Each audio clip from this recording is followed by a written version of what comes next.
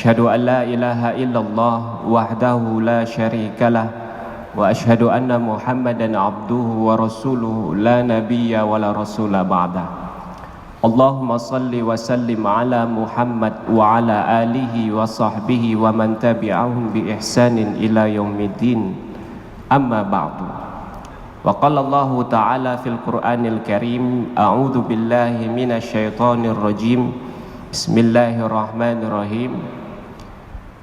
Ya ayyuhalladzina amanu khuzu zinatakum inda kulli masjidin wa kulu washrabu wa la tusrifu innallaha la yuhibbul musrifin.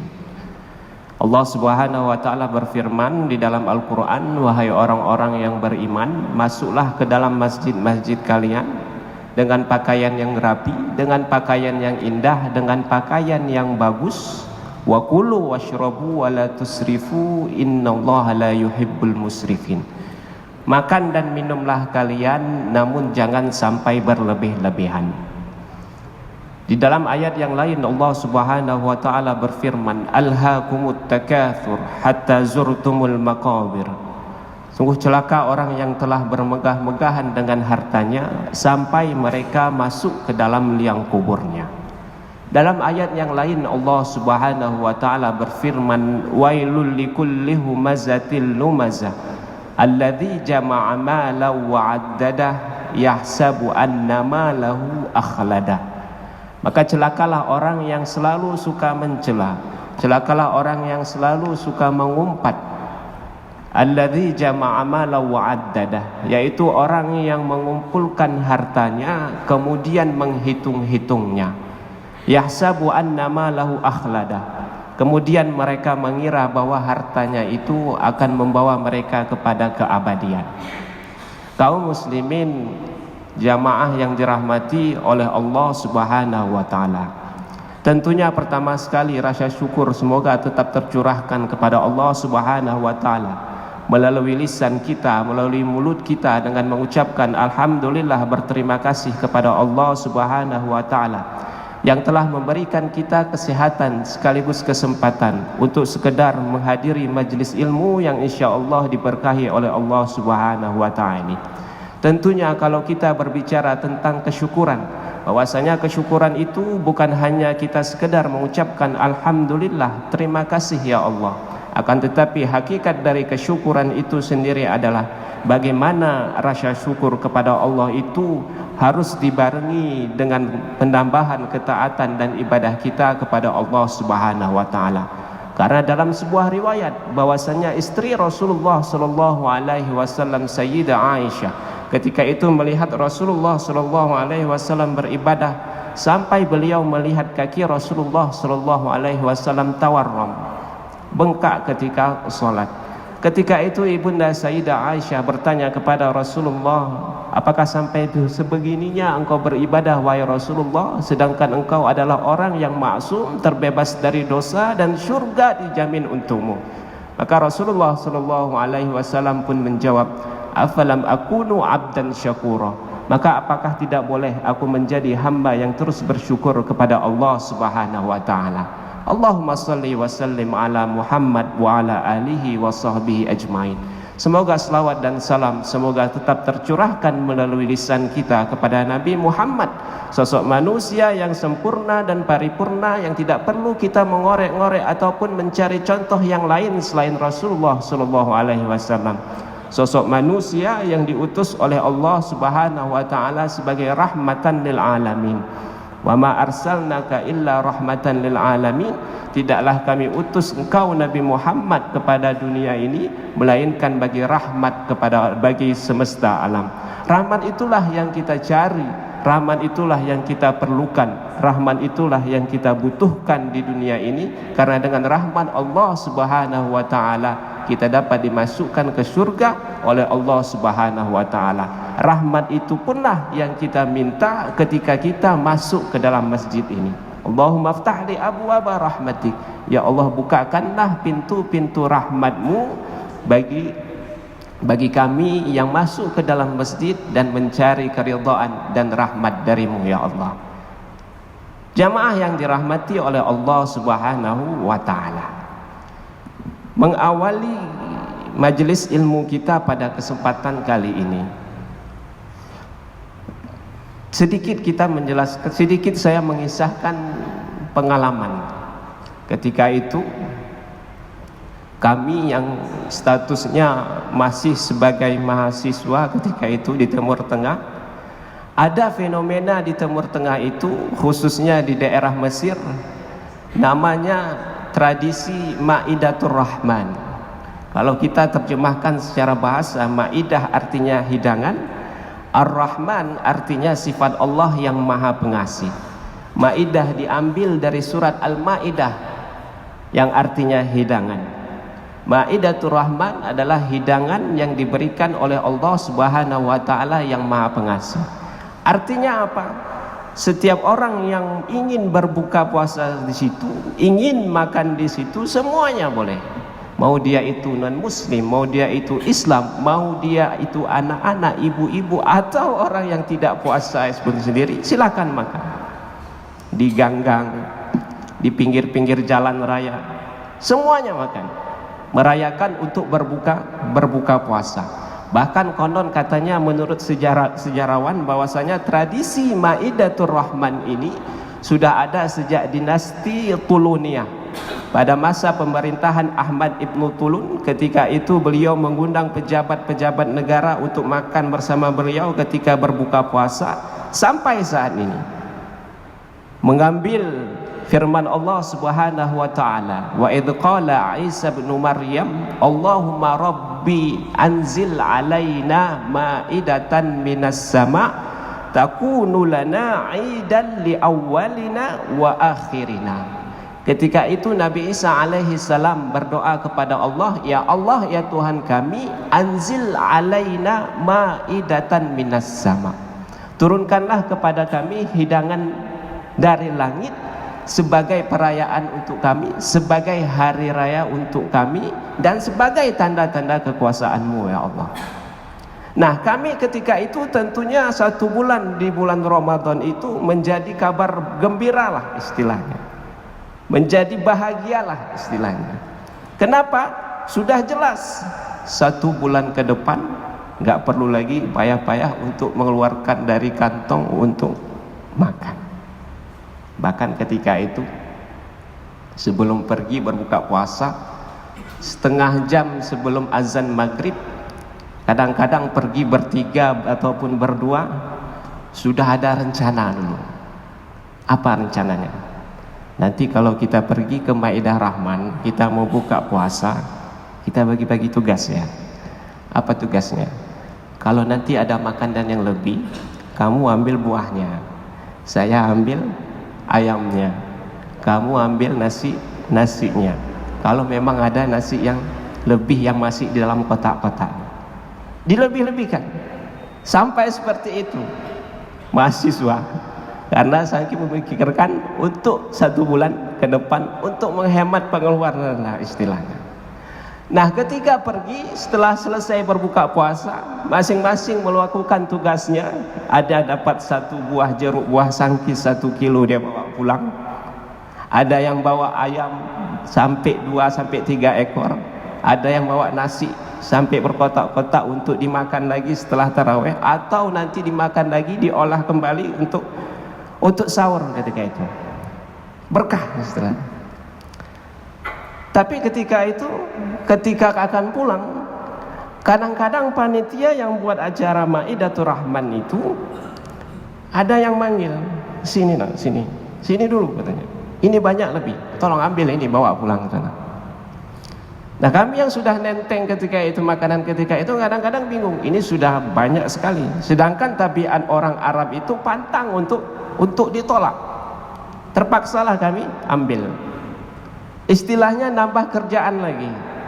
Kalau dibuang pun sayang, kalau dimakan pun tentunya tidak habis. Maka ketika itu setelah selesai sholat, setelah selesai buka puasa, tentunya kami bagi-bagikanlah ke kos-kosan ataupun ke asrama kawan-kawan yang dari Asia yang belum dapat hidangan untuk sahur ataupun berbuka, dibagi-bagi lagi. Nah, kadang-kadang di situ kami berpikir, makanan sebanyak itu diberikan oleh orang-orang yang memang memiliki harta yang lebih, orang-orang yang memang penghasilannya jauh di atas rata-rata. Kalau tidak dimakan habis, maka tentunya itu pilihannya dua, bisa dikasihkan ke orang lain ataupun paling tidak dibuang.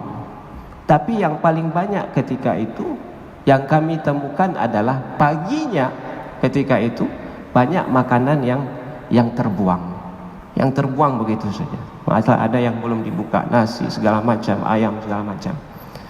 Nah, inilah yang menjadi renungan bagi kita semua, bahwasanya kalau kita kembali lagi ke belakang ketika di bulan suci Ramadan, terkadang masyarakat kita itu salah melakukan selebrasi dalam berbuka puasa. Terlalu lapar mata, membeli apa yang kita inginkan belum tentu kita butuhkan. Terlalu euforia dalam berbuka puasa, yang tujuan dari puasa itu untuk merontokkan sampah-sampah ruhani, yang mana tujuan dari puasa itu untuk merontokkan sampah yang ada di lisan kita, sampah yang ada di hati kita, sampah yang ada di pikiran kita.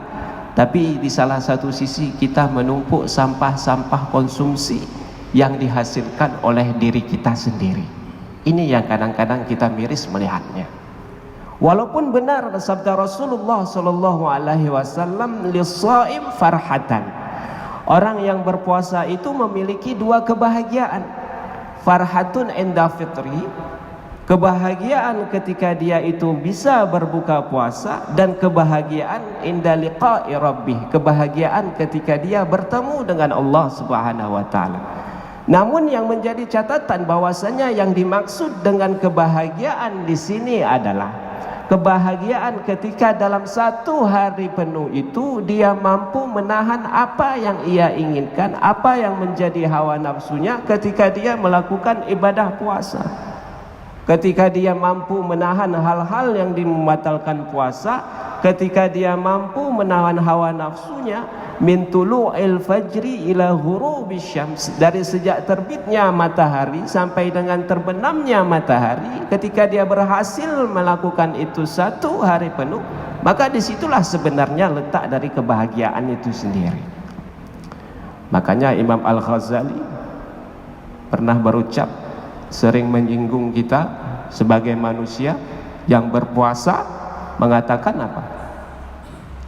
Kalau ada orang yang berpuasa kemudian itu berbuka puasa memakan semua makanan yang ia inginkan, yang ia idam-idamkan, semuanya dia beli, semuanya dia makan ketika berbuka puasa, maka sejatinya adalah dia sedang tidak berpuasa, akan tetapi hanya pindah jam tayang makannya saja, pindah jam tayang makanan.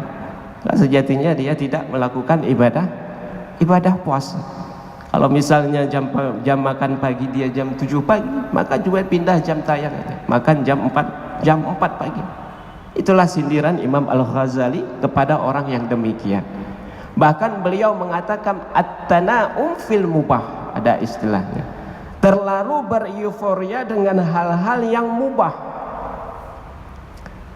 Makan itu boleh, tapi kalau sedikit-sedikit makan atau banyak kali makan, itu yang disinggung oleh Imam Al-Ghazali. Berbicara boleh, cuman kalau terlalu banyak berbicara, itu yang bisa menjadi mudarat bagi dirinya sendiri. Nah, jamaah yang dirahmati oleh Allah Subhanahu wa taala, fenomena food waste ataupun sampah makanan ini, kalau kita lihat berdasarkan data yang ada di Indonesia, bahwasanya di Indonesia itu sendiri tercatat sebanyak 23 sampai dengan 48 juta ton sampah makanan itu dihasilkan dari negara Indonesia. 23 sampai 40 juta ton per tahun dihasilkan oleh negara Indonesia dalam bentuk sampah makanan. Dan perlu kita ketahui bahwasanya negara Indonesia itu sebagai negara dengan peringkat kedua penghasil sampah makanan terbesar di dunia setelah Arab Saudi. Setelah Arab Saudi. Nah, kadang-kadang kita miris melihatnya. Negara yang mayoritas Islam tahu akan namanya menghargai makanan, tapi menyia-nyiakan yang namanya makanan. Memberi makan orang yang berpuasa tentu mendapatkan pahala, tapi kalau menyia-nyiakan makanan, maka tentu ini juga merupakan suatu permasalahan. Bahkan kalau dikalkulasi, orang Indonesia itu rata-rata paling tidak bisa menghasilkan 300 kilo sampah makanan satu tahun. 300 kilo sampah makanan dihasilkan oleh satu orang Indonesia selama satu tahun. Dan penambahan jumlah ini justru meningkat selama bulan Ramadan, sekitar 15-20%. Bahkan kalau Saudi bisa meningkat sampai dengan 50%. Saya pernah membaca media Arab Saudi bahwasanya kalau di bulan Ramadan itu pernah tercatat membuang 4.500 ton makanan satu hari selama bulan Ramadan. Tentu kita melihat hal ini merupakan hal yang miris, menjadi renungan bagi kita bersama sebagai orang Islam yang selalu menghargai makanan, yang tahu akan yang namanya aturan dan batas-batasan dalam Islam. Setidaknya kita bisa memulai dari diri kita sendiri. Bahkan menurut data yang lain dikatakan bahwa sampah makanan yang ada di Indonesia itu setidaknya bisa memberikan kepada 128 juta rakyat Indonesia dari sampah makanan yang terbuang. Sedangkan negara kita ini tercatat bahwa negara Indonesia itu merupakan peringkat ketiga sebagai negara yang memiliki penduduk terlapar di Asia Tenggara. Nah, kalau dari segi hitung-hitungan ekonomi dikatakan bahwa sampah makanan itu sendiri bisa menyebabkan kerugian sekitar 500 triliun. Tentu ini kalau kita melihatnya suatu hal yang memprihatinkan. Apa yang menjadi penyebabnya? Kalau kita lihat bahwasanya sampah makanan ini penghasil terbesarnya bukan hanya di pasar-pasar. Yang terbesar itu bukan di pasar, bukan di warung makan ataupun di restoran. Tapi yang terbesar sumber dari sampah makanan itu sendiri terbesar berasal dari dapur rumah tangga kita sendiri. Dari dapur rumah kita sendiri. Nah, apa yang menjadi penyebabnya? Di antara penyebab bagaimana sampah makanan itu sendiri bisa menjadi terbuang adalah, yang pertama itu sudah jelas, kita terkadang sering yang namanya tidak menghabiskan makanan. Mungkin memang karena terlalu lapar, kadang-kadang wajar terlalu lapar makanan sampai di rumah suami atau istri kadang-kadang masak makanan yang enak, lapar mata istilahnya, mengambil tidak sesuai takaran. Kadang-kadang sudah terlampau, tidak muat lagi perut, kadang-kadang bisa sampai terbuang, tidak menakar makanan sesuai dengan porsinya. Dan itulah yang sering menyebabkan kita tidak menghabiskan makanan. Yang kedua di antara penyebabnya adalah membeli ataupun memasak makanan yang kadang-kadang memang kita tidak suka. Ikut-ikut aja, kawan beli ini kadang-kadang kita beli, kawan mau konsumsi ini kadang-kadang kita beli. Atau bisa jadi karena ikut tren media sosial. Ya, kadang-kadang yang milenial kadang-kadang ikut tren media sosial. Lihat restoran yang viral misalnya, ada makanan yang viral, tahu-tahu kita beli, pergi ke sana, tapi tidak sesuai dengan ekspektasi. Ketika dimakan rasanya tidak sesuai dengan keinginan, akhirnya terbuang. Begitu kan. Atau bisa jadi yang menyebabkan terjadinya sampah makanan itu sendiri Ini mohon maaf kalau kita bilang, sebabnya bisa jadi karena gengsi. Gengsi dalam artian apa? Mohon maaf kalau kita katakan, dan mohon maaf kalau saya ini keliru. Kadang-kadang di masyarakat kita, kalau kita pergi ke undangan atau kita pergi ke walimahan, kalau kita mengambil makanan, kemudian kita makan sampai bersih piring itu, kadang-kadang dianggap sebagai orang yang kelaparan.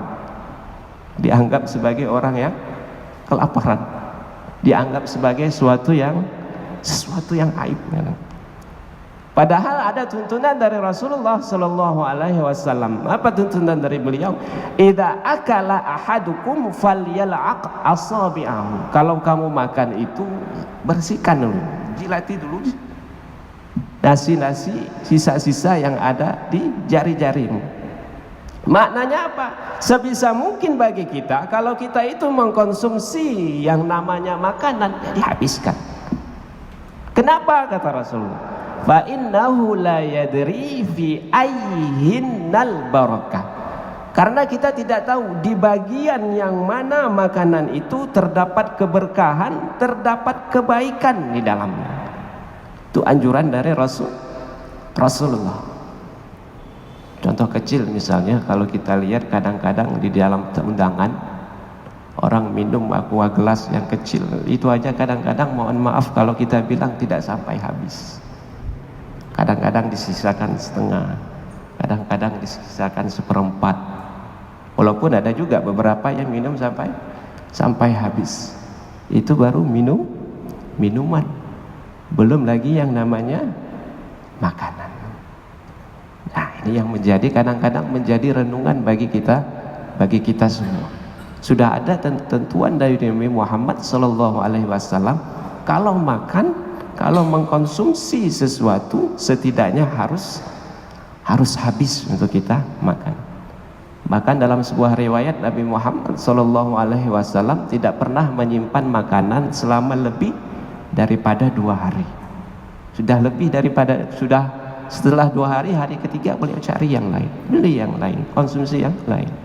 Tidak pernah lebih daripada 2 hari. Nah, kalau kita lihat apa dampak dari sampah makanan ini, ternyata sampah makanan yang kita hasilkan selama ini memiliki dampak yang besar bagi lingkungan sekitar. Menurut penelitian bahwasanya sampah makanan yang dihasilkan oleh masyarakat kita sekarang ini itu bisa menghasilkan yang namanya gas metana yang lebih bahaya daripada CO2. Bahaya terbesar gas metana ini. Bisa juga menyebabkan air itu menjadi tercemar gara-gara limbah dari sampah makanan ini. Air menjadi kotor, air menjadi keruh. Atau juga bisa menyebabkan yang namanya ledakan sampah gara-gara gas yang dihasilkan oleh gas metana ini. Itu salah satu penyebab ataupun dampak daripada kita menyia-nyiakan yang namanya sampah makanan. Nah, di sini tercatat, kalau begitu bagaimana cara kita mencegah supaya kita itu tidak menyebabkan menjadi sampah makanan? Ada beberapa catatan di sini. Di antara pencegahan supaya kita tidak menghasilkan sampah makanan itu, di antaranya adalah memanfaatkan kembali sampah makanan yang kita hasilkan. Ada mungkin di antara kita jamaah yang memelihara kucing ataupun ayam, berikan, asal tidak terbuang dengan sia-sia. Ataupun bisa dipilah-pilah antara sampah organik sama anorganik. Ataupun ada yang membuat kompos.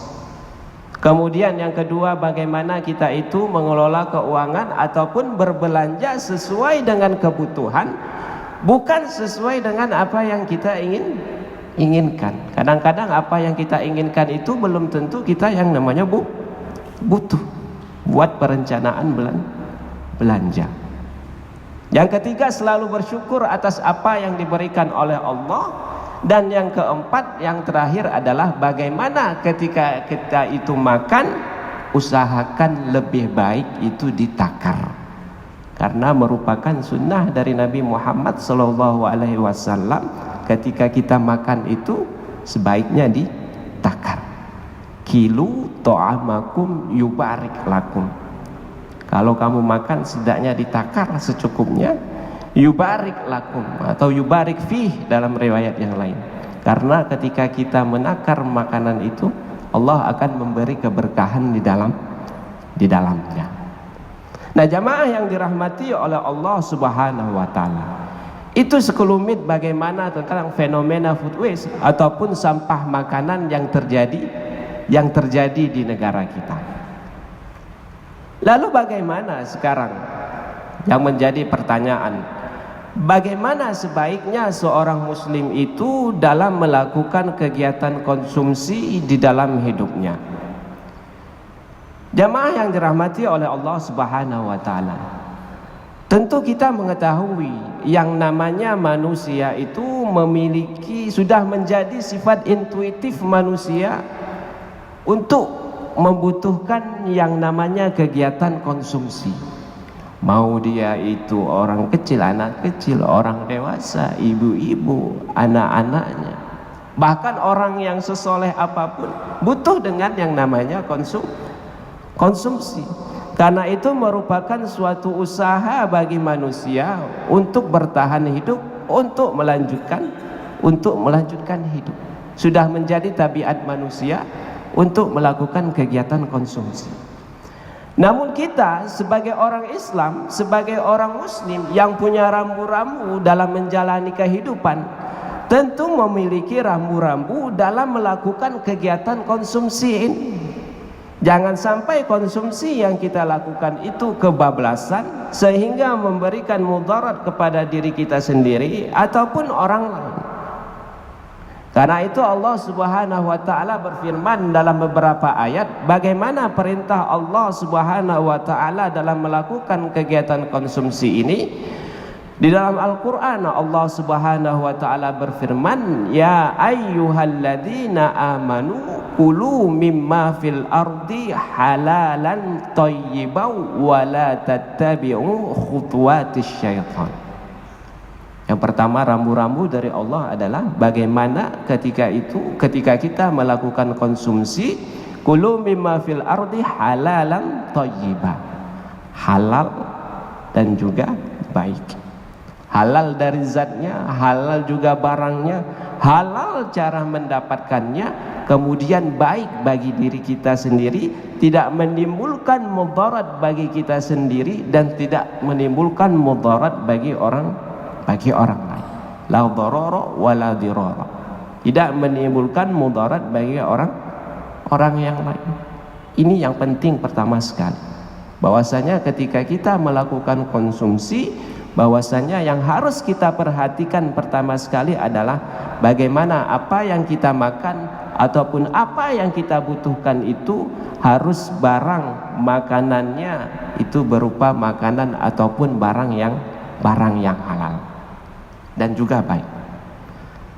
Dalam ayat yang lain Allah Subhanahu wa taala berfirman, ya ayyuhalladzina amanu kulu min thayyibati ma razaqnakum. Makanlah atas apa yang diberikan rezeki oleh Allah kepadamu daripada makanan yang baik. Makanan yang baik, cara mendapatkannya yang baik. Dalam ayat yang lain Allah Subhanahu wa taala berfirman, wala ta'kulu amwalakum bainakum bil batil wa tudlu biha ilal hukam litakulu fariqam min amwalin nasi bil ithmi wa antum ta'lamun. Janganlah kamu makan harta-harta kamu bil batil, dengan cara yang jelek, dengan cara yang batil. Wa tudlu biha ilal hukam. Salah satu contohnya adalah kamu menyuap para hakim-hakim itu untuk memperoleh harta orang-orang lain, yang kamu makan harta orang lain itu dengan cara yang jelek, dengan cara yang berdosa. Wa antum ta'lamun, padahal kamu mengetahui bahwasanya itu merupakan cara yang jelek. Ini yang pertama yang menjadi acuan kita sebagai seorang muslim. Kalau ingin mengonsumsi sesuatu itu harus perhatikan aspek kehalalannya dan baik untuk diri kita sendiri, dan tentunya baik untuk orang lain. Yang kedua, rambu-rambu yang diberikan oleh Allah Subhanahu wa taala tentang bagaimana kita mengkonsumsi adalah bagaimana kita mengkonsumsi sesuatu dengan cara tidak berlebih-lebihan. Berdasarkan firman Allah Subhanahu wa taala, ya bani Adam khuzu zinatakum 'inda kulli masjidi wa kulu washrabu wa la tusrifu innallaha la yuhibbul musrifin. Wahai anak-anak Adam, ketika kamu masuk ke dalam masjid, pakailah pakaian-pakaian yang terbaik, yang bagus, wa kulu washrabu wa la tusrifu. Makan minumlah kamu, tentu jangan melakukan israf, berlebih-lebihan. Karena Allah Subhanahu wa taala tentu tidak menyukai orang yang berlebih-lebihan. Dalam ayat yang lain Allah Subhanahu wa taala berfirman, innal mubadzirina kanu ikhwanas syayatin wa kana syaitanu lirabbih kafura. Sesungguhnya orang yang mubadzir, melakukan berlebih-lebihan, itu termasuk temannya, kawannya setan, dan setan itu merupakan orang yang kafir terhadap Tuhan. Ada menjadi perbedaan di sini antara israf dan tabzir. Israf dan tabzir, walaupun dua-dua memiliki makna arti yang sama, yaitu berlebih-lebihan. Apa yang menjadi perbedaannya? Kalau israf adalah ketika kita mengkonsumsi makanan, mengkonsumsi sesuatu secara berlebih, tapi kita masih memiliki akses untuk mendapatkan makanan tersebut tanpa menyia-nyiakannya. Kalau kita ibaratkan contoh, misalnya orang yang melakukan israf ataupun berlebih-lebihan, yang mana perutnya mungkin ketika dia makan itu cukup dengan satu piring, dia sudah kenyang, sudah cukup. Tapi ketika dia melakukan israf, ditambah 2 piring, ditambah 3 piring, ditambah 4 piring. Berbeda halnya dengan tabzir. Ini yang agak lebih parah sedikit, yaitu ketika kita mengkonsumsi sesuatu makanan, tapi secara berlebih-lebihan, dan kita masih bisa mengakses makanan tersebut, tapi dengan catatan satu sisi kita sia-siakan, kita buang. Yang mana perut kita mungkin cukup untuk 1 piring makanan, tambah 2, 3, di piring keempat nggak sanggup lagi, nggak cukup lagi, kita buang. Nah, inilah yang lebih parah disebutkan oleh Allah, disebut ikhwan syayatin, sebagai saudaranya setan. Namun perilaku tabzir ini bukan hanya kita berlebihan dalam makanan, tapi kadang-kadang barang yang sedikit pun, makanan yang sedikit pun bisa menyebabkan tabzir juga, mubazir juga istilahnya. Biasanya ini terjadi kepada ibu-ibu, para wanita misalnya, yang pergi ke tempat undangan, tahu-tahu banyak pilihan makanan, diambil salah satu dikit, ketika makan, saya teringat diet misalnya, baru teringat diet, porsinya sedikit misalnya. Tapi ketika itu otomatis dibuang. Nah, bagi bukan hanya kadang barang yang banyak, barang sedikit pun ketika kita sia-siakan, itu juga disebut sebagai berlebih-lebihan ataupun menyia-nyiakan yang namanya makanan. Dan perlu kita ketahui bahwasanya terkadang konsumsi ini terkadang bisa melalaikan manusia.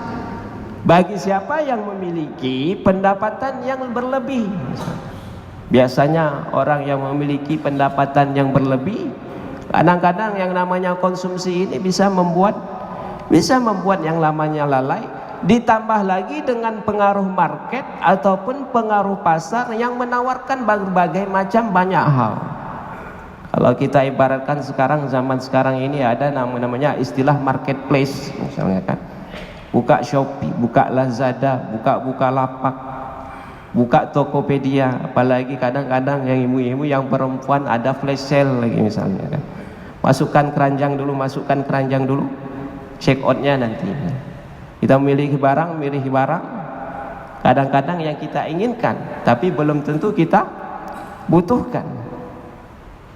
Maka Allah Subhanahu wa taala memberikan peringatan, dan harus kita jadikan contoh dalam firman Allah Subhanahu wa taala. Ketika itu Allah Subhanahu wa taala mengingatkan, rijalun la tulhihim tijaratu wala bai'un an dzikrillah wa iqamis shalah wa ita'iz zakah wa yakhafuna yauman tatalaqqabu fihil qulubi wal absar. Bahwasanya hendaklah kita itu menjadi orang-orang yang tidak dilalaikan oleh perdagangan, yang tidak dilalaikan oleh jual beli, yang selalu mengingat akan Allah, yang selalu mengingat untuk menunaikan salat, menunaikan zakat, dan mereka takut pada hari ketika di hari kiamat hati dan penglihatan mereka menjadi teroncang. Ini yang harus menjadi patokan bagi kita semua sebelum kita melakukan konsumsi. Menjadi catatan bagi kita semua adalah bahwasanya Islam itu tidak melarang yang namanya konsumsi. Islam tidak melarang kita melakukan konsumsi, dan Islam tidak melarang untuk kita hidup dengan serba memiliki apa adanya. Islam tidak mengajarkan kita itu harus hidup minimalis. Akan tetapi yang perlu menjadi catatan adalah Islam mengajarkan kepada kita sebagai umat Islam bagaimana kita itu harus hidup dengan penuh keseimbangan, kesederhanaan, tidak berlebihan. Ada dua aspek yang perlu diperhatikan adalah kebahagiaan di dunia dan di akhirat.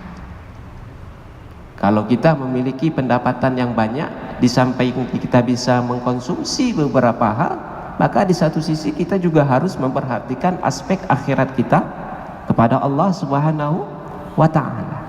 Itu yang harus kita perhatikan. Hidup dengan seimbang, memperhatikan aspek kebahagiaan dunia dan juga memperhatikan aspek kehidupan kita di akhirat. Tidak masalah, kata Allah, kita mencari penghidupan dunia. Tidak masalah kita mengambil sebahagian dari kebahagiaan dunia. Karena Allah Subhanahu wa taala berfirman, "Wabtaghi fima ataakallahu darul akhirah wa la tansa nasibaka minad dunya wa ahsin kama ahsanallahu ilaik." Cari pahala untuk kehidupan akhiratmu, cari sebanyak-banyaknya. Tapi tidak mengapa, wala tansa nasibaka minad dunya. Jangan dilupakan juga sebahagian bagian kamu untuk kehidupan duniamu. Kata Allah, wa ahsin kama ahsanallahu ilaik.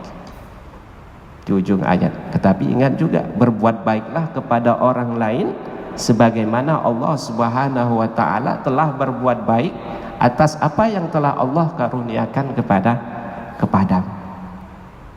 Tentu hal ini berbeda dengan konsep ekonomi kapitalis. Konsep konsumsi barat yang mengatakan the consumer is king. Konsumen itu adalah raja. Tonggak perekonomian ekonomi itu adalah bagaimana ketika seorang konsumen itu bisa membeli apapun. Ketika seorang produsen itu bisa memenuhi semua keinginan konsumen. Tolak ukur kebahagiaan seseorang, tolak ukur kebahagiaan keberhasilan seseorang itu adalah bagaimana dia berhasil mendapatkan seluruh apa yang ia inginkan, ia berhasil membeli seluruh apa yang ia inginkan. Itu konsep ekonomi barat. Tapi kalau kita dalam Islam tidak. Apa yang kita dapatkan tentunya untuk kehidupan dunia dan juga untuk kepentingan akhirat. Seimbang antara dunia dan di akhirat. Nah, oleh karena itu jamaah yang dirahmati oleh Allah Subhanahu wa ta'ala, pada akhirnya tujuan dari konsumsi bagi seorang muslim, bagi kita yang beragama Islam adalah bagaimana ketika kita melakukan konsumsi itu sebagai bentuk pengabdian kepada Allah Subhanahu wa ta'ala. Bukan seperti orang lain, bukan seperti orang muslim yang mana mereka mengkonsumsi barangnya itu untuk hanya kebahagiaan dunia semata. Karena itu Allah Subhanahu wa taala berfirman, walladzina kafaru yatamatta'una wa ya'kulu kama ya'kulul an'am. Orang-orang kafir itu yatamatta'una, mereka bersenang-senang dengan apa yang telah mereka peroleh. Mereka bahagia dengan apa yang telah mereka dapatkan. Wa ya'kuluna, dan mereka pun makan kama ya'kulul an'am, seperti binatang-binatang itu makan. Tidak ada puasnya, tidak ada habisnya. Tapi di dalam Islam, bagaimana ketika seseorang muslim itu tujuan dari kita mengkonsumsi itu adalah untuk sebagai bentuk pengabdian kita kepada Allah Subhanahu wa taala. Karena kita mengingat kembali tujuan kita sebagai manusia di dunia, wa ma khalaqtul jinna wal insa liya'budun, tidaklah aku ciptakan jin dan manusia kecuali hanya untuk beribadah kepada Allah Subhanahu wa taala.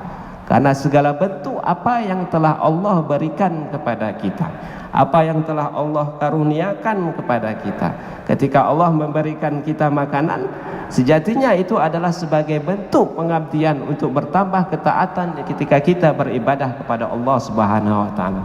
Ketika kita diberi harta yang lebih oleh Allah Subhanahu wa taala, setidaknya itu sebagai untuk meningkatkan pengabdian ketaatan ketika kita beribadah kepada Allah Subhanahu wa taala. Ketika kita diberikan pakaian yang bagus, maka setidaknya dengan pakaian itu kita bisa menambah pengabdian dan ketaatan kepada Allah Subhanahu wa taala.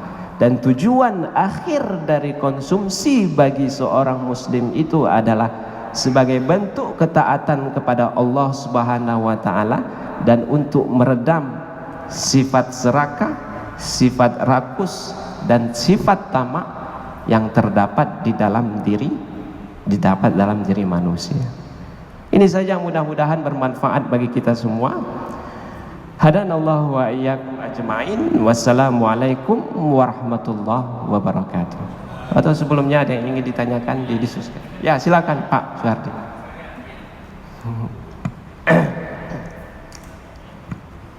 Assalamualaikum warahmatullahi wabarakatuh. Tolong dijelaskan latar belakang Indonesia nomor 2 ya sampah makanan. Kalau Arab Saudi itu karena orang yang menumpuk ya, sementara Indonesia normal saja. Apa yang melatar belakanginya? Apakah pola makan atau bentuk makanan atau menu dan sebagainya? Tolong dijelaskan. Terima kasih atas pertanyaannya Pak Suhardi. Yang lain dulu mungkin ada yang ingin diskusikan.